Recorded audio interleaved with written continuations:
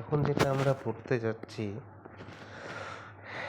সেটা খুব important WBCS এর জন্য, কারণ এখানে সিএএ সিটিজেনশিপ অ্যামেন্ডমেন্ট অ্যাক্ট আর এনআরসি এই যে বিতর্ক এ দুটো নিয়ে এবং এনআরসি এর মৌলিক ধারণা আলোচনা করা হয়েছে। আমরা নিচে প্রত্যেকটা বুঝব। যে ডিবেটস অ্যারাউন্ড নিউ অ্যামেন্ডমেন্ট, নতুন সংশোধনী নিয়ে বিতর্ক। আমরা জানি 2019 সালে সিএএ সংশোধনের পর কয়েকটা বড় বিতর্কের সৃষ্টি হয়েছিল। অনেকের ধারণা ছিল যে সরকার সিএএ এর সঙ্গে এনআরসি প্রয়োগ করে একটি নির্দিষ্ট সংখ্যালঘু সম্প্রদায়ের নাগরিকত্বের অবস্থান দুর্বল করতে চায়। আরও একটা আশঙ্কা ছিল যে যদি কেউ নাগরিকত্ব প্রমাণের জন্য প্রয়োজনীয় নথি দেখাতে না পারেন, তাহলে তিনি স্টেটলেস বা রাষ্ট্রহীন হয়ে যেতে পারেন। তো এই বিষয়গুলো নিয়ে অনেক মিস রিপ্রেজেন্টেশন বা ভুল উপস্থাপন ও মিস ইনফরমেশন, ভুল তথ্য ছড়িয়েছিল।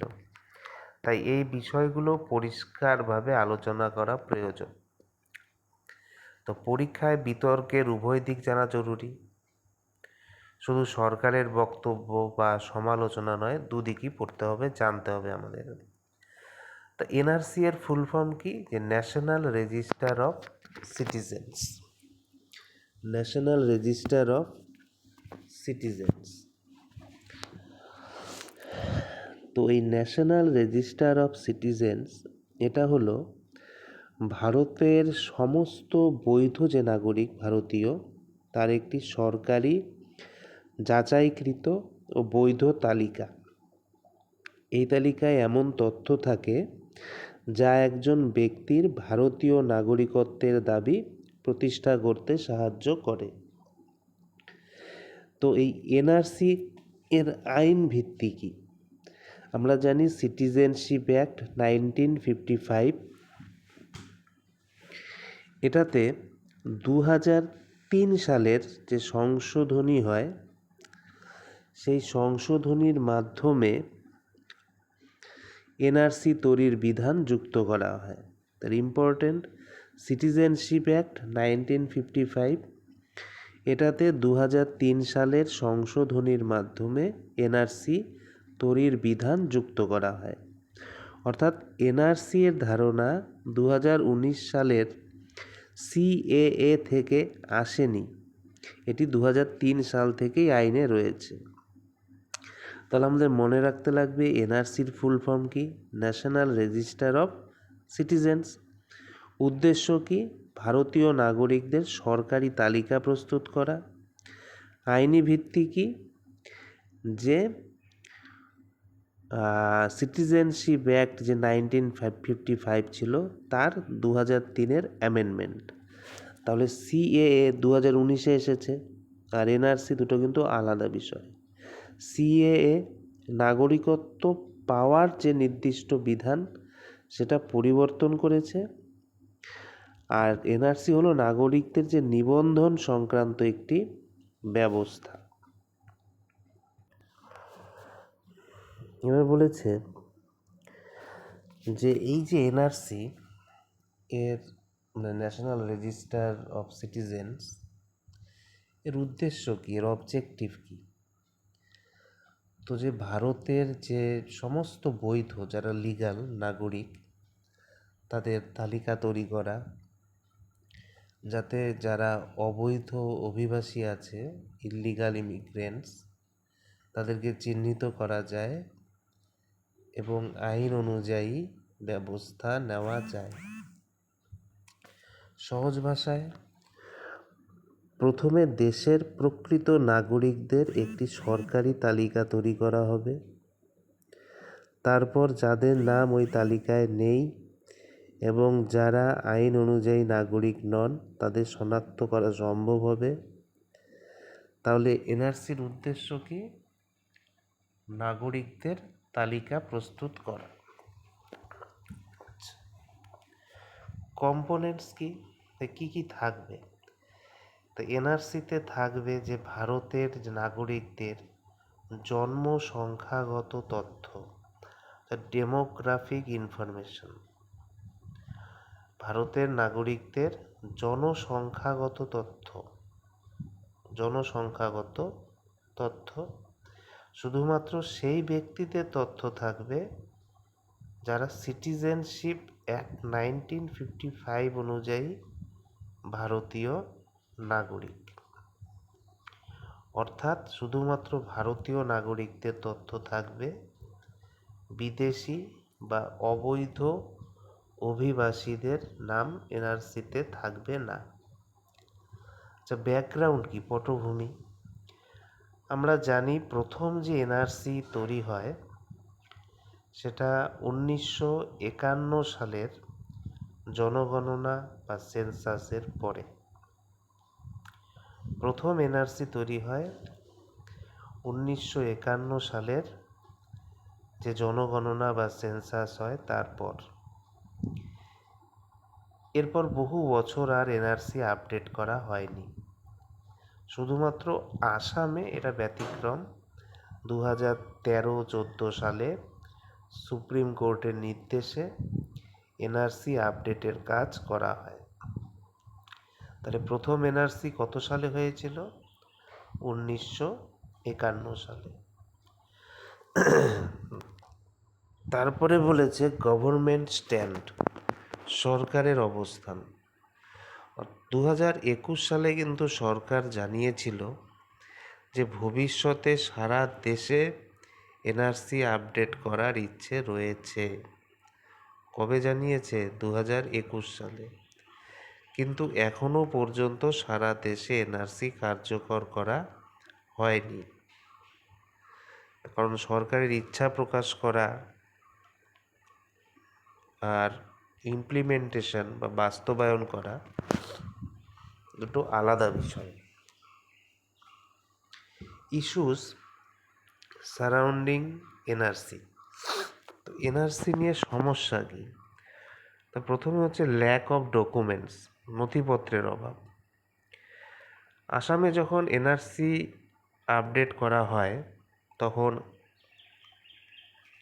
সেই আপডেটের কারণে অনেক মানুষের আশঙ্কা হয়েছিল এরকম যে তাদের কাছে নাগরিকত্ব প্রমাণের জন্য প্রয়োজনীয় কাগজপত্র নাও থাকতে পারে। বইয়ে কেন 12% বলা হয়েছে? আমরা যদি এখানে পড়ি, এখানে দেখব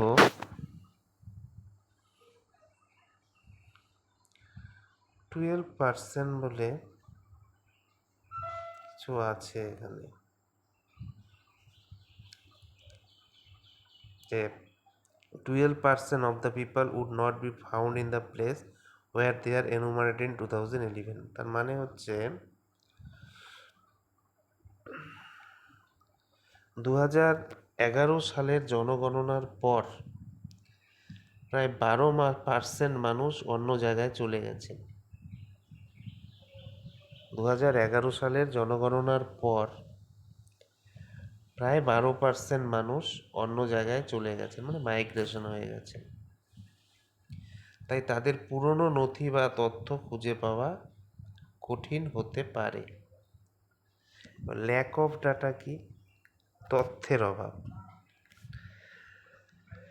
শেষ যে সর্বভারতীয় এনআরসির আপডেট, তারপরে 70 বছরের বেশি সময় কেটে গেছে। তাই বর্তমান নাগরিকদের সঠিক তথ্যের ঘাটতি রয়েছে। আরেকটা সমস্যা, অনেক মানুষের কাছে সরকারি পরিচয়পত্রই নেই, যেমন ভোটার আইডি, আধার, প্যান কার্ড, ড্রাইভিং লাইসেন্স। ফলে নাগরিকত্ব যাচাইয়ের সমস্যা হতে পারে। তাহলে এনআরসি প্রথম চালু হয় কবে? 1951 সালের জনগণনার পরে। আসামে এনআরসি আপডেট কবে হয়? 2013 থেকে 14 সালে সুপ্রিম কোর্টের নির্দেশে। 2021 সালে সরকার দেশ জুড়ে এনআরসি আপডেট করার ইচ্ছা প্রকাশ করেছিল, কিন্তু এখনো পর্যন্ত সারা ভারতে এনআরসি কার্যকর হয়নি। তারপরে কি বলেছে দেখো, স্পষ্টতার অভাব, মানে ল্যাক অফ ক্ল্যারিটি, মানে এনআরসি কিভাবে সারা দেশে কার্যকর হবে সে বিষয়ে এখনো স্পষ্ট নিয়ম বা পদ্ধতি নেই। তাই প্রক্রিয়াটা নিয়ে একটা ল্যাক অফ ক্ল্যারিটি আছে। সম্প্রদায়ের মধ্যে আশঙ্কা, মানে অ্যাপ্রিহেনশনস, অনেকের আশঙ্কা যদি দেশব্যাপী এনআরসি হয় তাহলে সিএএ 2019-এর কারণে অমুসলিমরা সুবিধা পেতে পারেন, কিন্তু মুসলিমদের নাগরিকত্ব প্রমাণের অতিরিক্ত চাপ পড়তে পারে। তো এটা সমালোচকদের উদ্বেগ বা ক্রিটিসিজম। প্রতিষ্ঠিত সত্য বা সরকারি অবস্থান নয়, পরীক্ষায় এই পার্থক্যটি মনে রাখবেন। এখানে ব্যাপার হচ্ছে যে এনআরসিতে সীমিত তথ্য রাখা হয় প্রতিটা নাগরিকের জন্য। মূলত নিম্নলিখিত তথ্য রাখা হবে: নাম, পিতামাতার নাম সহ, তারপরে লিঙ্গ, জন্মস্থান ও জন্ম তারিখ, বর্তমান স্থায়ী ঠিকানা, বৈবাহিক অবস্থা, দৃশ্যমান শনাক্তকরণ চিহ্ন, নিবন্ধনের তারিখ ও ক্রমিক নাম্বার, আর হচ্ছে জাতীয় পরিচয়পত্র নম্বর। এবার যদি তথ্যের কোনো অমিল হয়, মিসম্যাচ হয়, তাহলে নথিতে নাম, জন্ম তারিখ, ঠিকানা বা অন্য তথ্যের যদি অমিল থাকে তাহলে নাগরিকত্বের যে দাবি প্রমাণের জটিলতা তৈরি হতে পারে। তাহলে আমরা যদি এনআরসির প্রধান উদ্বেগগুলো দেখি: স্পষ্ট নিয়মের অভাব, সম্প্রদায়গত আশঙ্কা, সীমিত তথ্য সংরক্ষণ, তথ্যের অমিলের কারণে নাগরিকত্ব সংক্রান্ত জটিলতা।